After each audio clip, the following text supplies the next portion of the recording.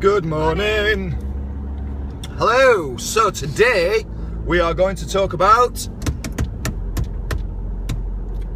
letting go. Letting go. Not the Frozen. Don't get me singing it. Whatever you do, don't get me singing it.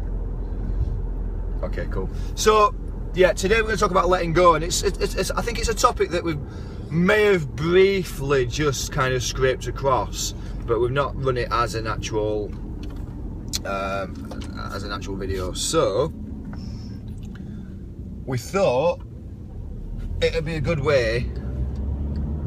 I don't even know what I'm saying. What am I saying?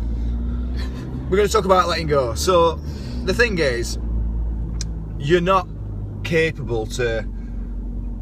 I can't even speak this morning.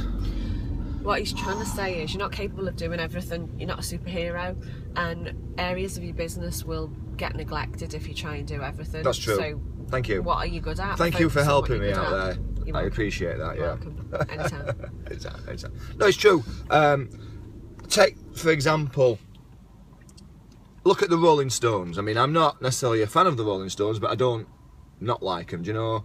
They don't offend me, but I'm not a fan. But you don't see the Rolling Stones when they're in concert setting the stage up, do you? Do you know, building the stage, setting the stage. You don't see them online marketing, trying to sell the tickets. No. You don't see them in a studio after they've sung, editing it and putting it all together, do you? No.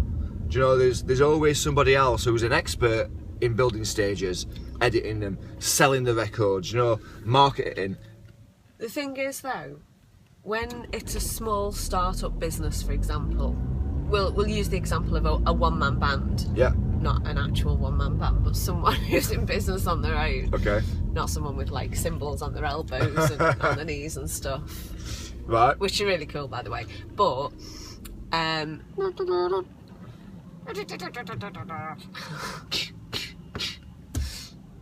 anyway, sorry, yeah. One-man band, not the musical type. yeah, so they're in business on their own. So they've got this false idea in their heads that they're saving money by doing it themselves. Yeah, too. Oh, why should I pay someone to do my marketing? I can do that myself. Yeah. You're not an expert in it, so it'll take you longer to do. You won't do as good a job, and you're neglecting the things that you're good at by doing it. Yeah. So if you are, for example, a one-man band. One-man band, brilliant at selling and, you know, getting new clients on board, then focus on that. Put all your attention into that area. Double down on it. And then get someone who is an expert on, for example, marketing, to do your marketing for you. True. I bet I can't afford it. You can't afford You can't afford not to, yeah. Because you're not making money on the areas that you're good at, because you're wasting time on the areas that you're not good at. Yeah. And it is, do you know, we've all been there, do you know, as a new start-up business, unsure, we probably didn't go to business school, so we didn't get taught what business school, well, I don't even know if that's really got any value to it. Has it got value? I don't know, maybe it has, maybe it hasn't, I don't know, but we've not been told about cash flow or how to manage your time effectively through business school. We've not been taught how to outsource work, you know, focus on your strengths. So we kind of just jump into things and just find his own feet, don't we? Yeah, and people say, you know, oh, I've got a business plan. Yeah, but you need to plan every area of that business. Yeah, it's but not just. Do you plan for the cold? Joe, I can't come into work today. I'm cold. I've got appendicitis. I've had to take 2 weeks out. Do you know, I've broken my arm. Is that in your business plan? Because these shit, you know what I mean? This stuff happens. Yeah. It happens, you know. Banks go bust. Do you know what I mean? You've got an overdraft for your bank, and then bank goes under. Excuse me, we want us 30 grand back. Yeah. You can't factor these things into business plans, and this is, in many ways, a downside of planning on a business plan. Do you know, you need to really kind of every single thing that could go wrong. You've got to be quite negative to do a business and then times it by at least 10. Yeah. It's going to take you 10 times the amount of time. Do you know what I mean? It's going to take you probably 10 times as much money. But, you know, at the end of the day, it's understandable. Anyone going into business on their own, they are probably, you know, not having unlimited funds behind them, so they are watching every penny. So you can understand where they're coming from with the, oh, I can do that myself, I can do that myself, I can do that myself. So it's exactly the same as for example, you're doing up your house. Yeah, absolutely the same. I can decorate, I can paint. Or, yeah, you can. It'll take you 10 times longer than it would a decorator to do.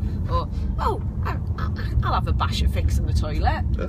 Ends up costing you 10 times as much. It'll cost you more money to buy the materials. It'll cost you more. It'll take you, like you said, 10 times the amount of time to do it. It probably won't look as good. Well, it won't look as good as a professional.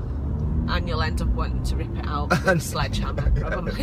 You'll probably end up having massive arguments. You'll be working till silly o'clock doing it. Yeah. Stressed out, tired. Then next day comes and you're tired, and then it's just a big vicious circle, isn't it? And this is the thing. It's about letting go of everything. Do you know? If you're earning whatever you're earning, 10 grand, 20 grand, 100 grand, 200 grand, £500,000 quid, whatever you're earning, you don't want to be going home and cutting your lawn. Yeah. You don't want to be going home and cleaning your house. Do you know? Pay somebody else to do that stuff. Do you know? There's people out there who'll get great pleasure in cleaning. You won't do. Well, maybe you are one of them people. Potentially you are. But there's people who will actually get great pleasure in cleaning. Yeah, you're supporting local people in the economy, more importantly. So just, do you know what I mean? Alright, it's going to cost you a few quid. So what? Make a few more quid. Yeah. With the time that you're saving.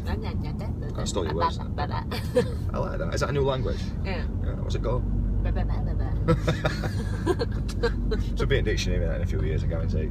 And it's the same for everything. You know, let go of your finance kind of thing. No, your invoicing. I remember when I first started in business.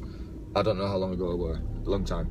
I used to manually create every single invoice in Excel spreadsheets. Yeah. And then email it, type it up, send it. And then have to remember to do it the following month. Yeah, and then I had another spreadsheet telling me where I was. This spreadsheet said that I'd sent it. This said that I'd chased them. This saying that they're still not paid yet, chase them again. So all of a sudden, I just became a debt collector. Yeah. You've not paid me yet. I've done the work. Come on, Joe. And then that begins to. I can't speak. Well, it's a full-time that begins job, to be. isn't it? That's what I'm trying to say. Thank you. I couldn't get the words out then. Oh, you got my language. Yeah. But now there's software. There's bookkeepers. There's debt collecting companies. Do you know what I mean? Debt management or whatever it may be. There's people out there and software out there what helps you to do this. I mean, I remember doing Zero. hours and hours of research on how you invoice people and what terms you need to put on the invoice and all these things, and then to realise that, well, if they don't pay, they don't pay. So all that research was pointless, really. Yeah. But I remember spending hours and hours. And then trying to find a template. Oh, I don't like that one. That colour's not quite right. Yeah. That won't fit my logo in there. And then you're redesigning it. Yeah. Just wasting time. I mean, I use, for example, Xero.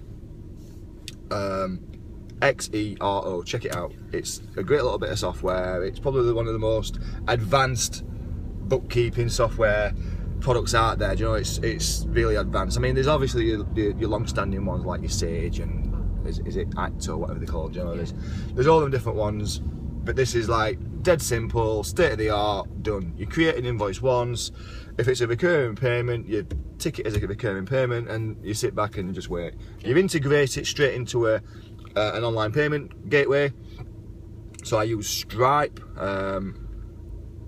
So they can pay it online, transfers it into my bank account. Don't have to worry about it. All I have to do is check the bank, make sure it's landed. It's done. If not, log back into Stripe. Into Xero. Press follow up or an email again. Email them again. Follow up. Don't even have to type anything if you don't want. Send. Done. You know what I mean? There's no messing around typing stuff up. There's no messing around having to create them. It's literally as simple as that. And then depending on if you're using a CRM system or not, a customer relationship management system. It's because there's that many now. There's social ones as well, isn't there? Social CRMs and stuff. But a lot of them integrate into things like Xero or into Sage, into other things. And again, once you've got a customer in there, you can obviously add a value, put it what it is, done, invoice created automatically. Yeah.